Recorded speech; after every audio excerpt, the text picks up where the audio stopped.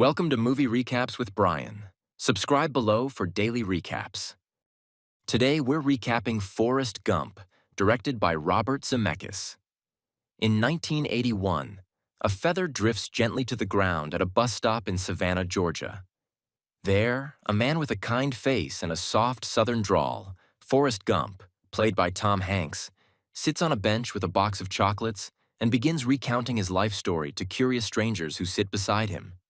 Though seemingly simple-minded, Forrest's tale reveals a rich and astonishing life that intertwines with many of the defining moments of 20th-century American history. Forrest begins by describing his childhood in the 1950s in the small town of Greenbow, Alabama. Born with a curved spine and an IQ of 75, young Forrest wears leg braces and is often teased for both his physical disability and perceived lack of intelligence. However, his loving and fiercely protective mother, Mrs. Gump, played by Sally Field, instills in him the belief that he is no different from anyone else, famously telling him, "Stupid is as stupid does." She works hard, running a boarding house to provide for them, and even goes to great lengths to ensure Forrest is accepted into public school. Among the many tenants is a young musician who plays guitar and is inspired by Forrest's unique dance moves, later revealed to be Elvis Presley. On his first day riding the school bus, Forrest meets Jenny Curran, a girl who becomes his closest friend and emotional anchor throughout his life. The two form a deep and enduring bond, despite taking very different paths as they grow older. As Forrest grows, he discovers a hidden gift. He can run with incredible speed. One day, while fleeing bullies, his braces fall off and he sprints away freely. This newfound ability earns him a scholarship to the University of Alabama, where he becomes a football star under legendary coach Bear Bryant. Forrest witnesses significant historical events, such as Governor George Wallace's infamous attempt to block the desegregation of the university. Unaware of the moment's gravity, he innocently returns a dropped book to one of the first black students, Vivian Malone, before running off to practice. After college, Forrest enlists in the U.S. Army and is sent to basic training, where he befriends Benjamin Buford Bubba Blue, played by Mykelti Williamson, a gentle soul from Louisiana with a dream of starting a shrimping business. They are deployed to Vietnam in 1967.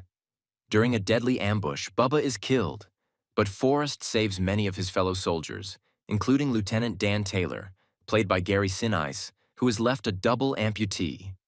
Forrest's bravery earns him the Medal of Honor, which is presented to him by President Lyndon B. Johnson.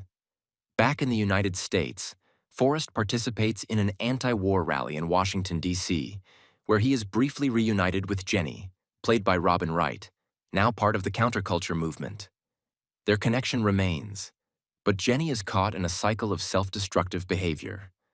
Forrest, meanwhile, finds solace and focus in playing ping pong, a skill he develops during his recovery.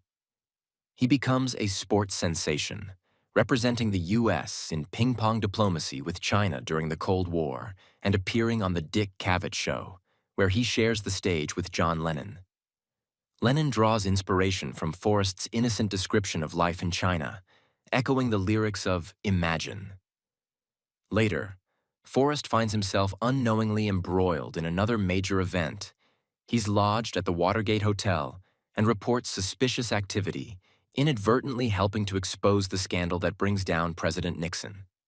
Following his military discharge, Forrest keeps his promise to Bubba by investing his ping-pong endorsement money into buying a shrimping boat in Bayou La Batre.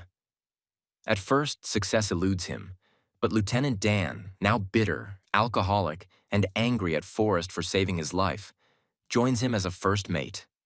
When Hurricane Carmen wipes out the local shrimping fleet, Forrest's boat miraculously survives, and their business booms. They name it the Bubba Gump Shrimp Company. Dan, slowly healing, thanks Forrest for giving him a new purpose. After his mother dies of cancer, Forrest's life continues to transform. Dan invests their earnings in Apple Computer, making them both wealthy.